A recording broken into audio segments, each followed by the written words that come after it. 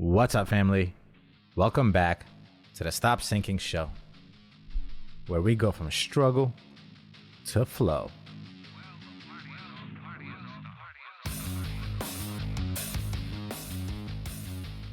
Where does our will to live come from? Is it goals? Is it something we are looking forward to? Is it hope? Is it anticipation of a better tomorrow? How come some people are so full of life and some are not? What is it that keeps us with this desire to live? And we can think about this through inversion. What would you have to do to have zero desire to live? And an underlining question from all of this, as we ponder on the source of this will to live, can it be sourced from someone else? Or is it only self-sourced? Can you help anyone else with their will to live? Is that even possible? What is it that causes us to throw our life away in increments? What makes us devalue the days that we have been given? Or what causes us to cherish life, to live each day fully, to be excited for each upcoming one? Admittedly, I'd be lying if I didn't say that I relate to not having the will to live.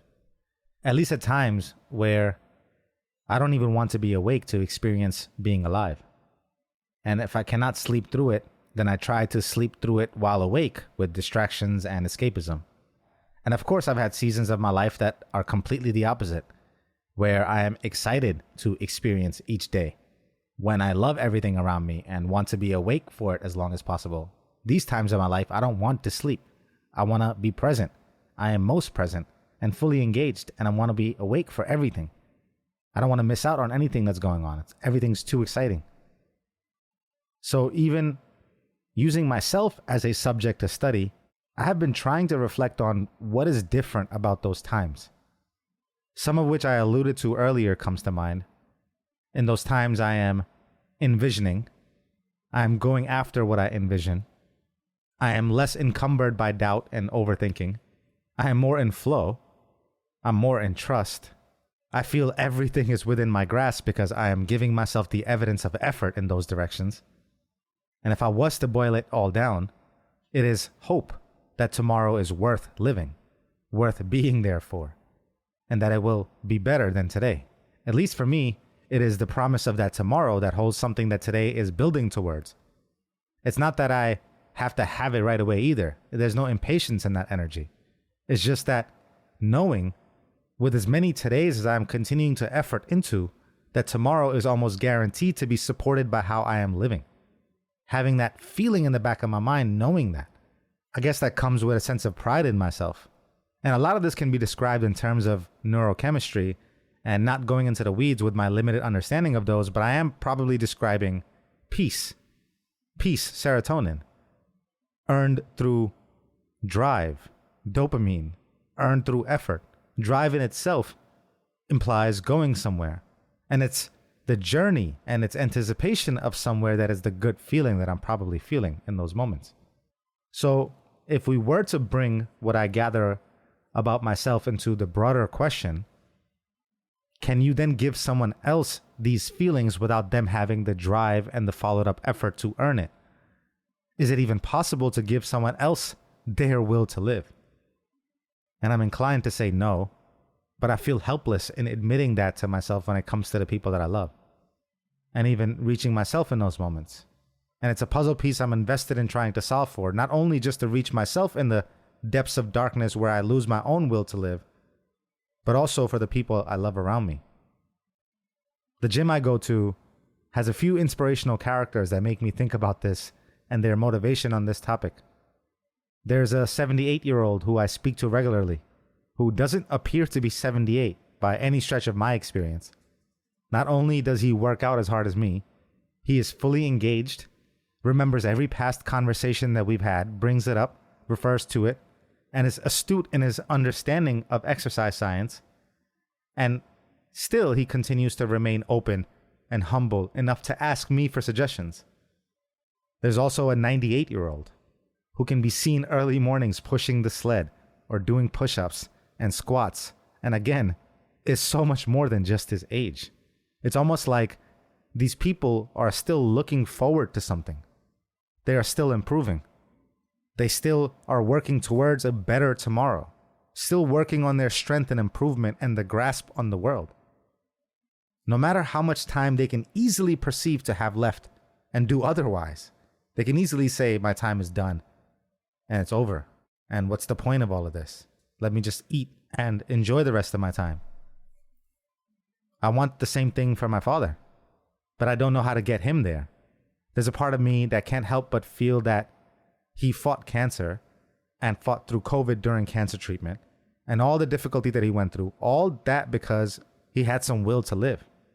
And there's something really respectable about the way whatever he had to do, he did. He shut off his mind maybe, and the doubts that went through his mind, and just went through the motions of his treatment in hopes to improve and come back to a normal life.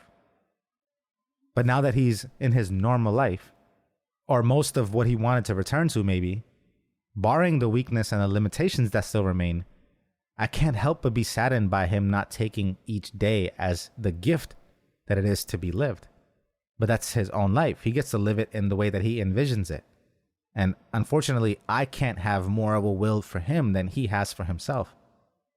And again, having had my own brush with death more than a few times in my life, I also could expect the same from myself. But soon, unfortunately, the patterns of habit returned, and I am pulled back into the shifts of the season that I am in, and I lose the greater perspective. And I suspect the same happens for him, or any of us that are not in touch with this gratitude all the time.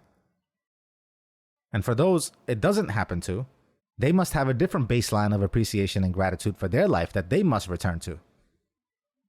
And am I wrong for thinking that God gives us an opportunity at another day for us to view it as a gift? Not everyone makes it through serious disease. Not everyone gets to grow old. And many, as we speak right now in the world, have their lives under threat due to conflict or calamity.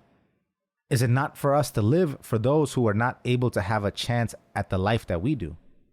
Is it not ungrateful to get to so much privilege where willpower is even needed to be summoned to live?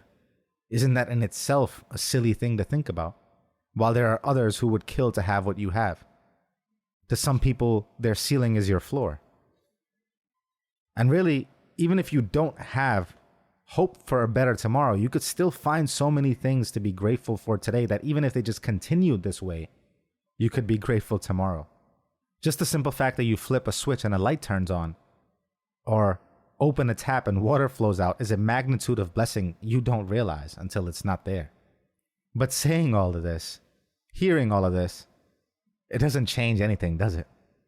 You, like me, will go right back into the chaos of life and lose the essence of gratitude within it. And I don't know how to give you the will to live. We all have agency over our own life to do whatever it is that we want to do. It's in your hands. So no matter how much you draw from the outside, I'm afraid a lot of it is still left to you. It's on you mostly, it seems, whether or not you have the will. But I do hope you find it and keep it. I love you, family. Stay true always. I see you on the next show.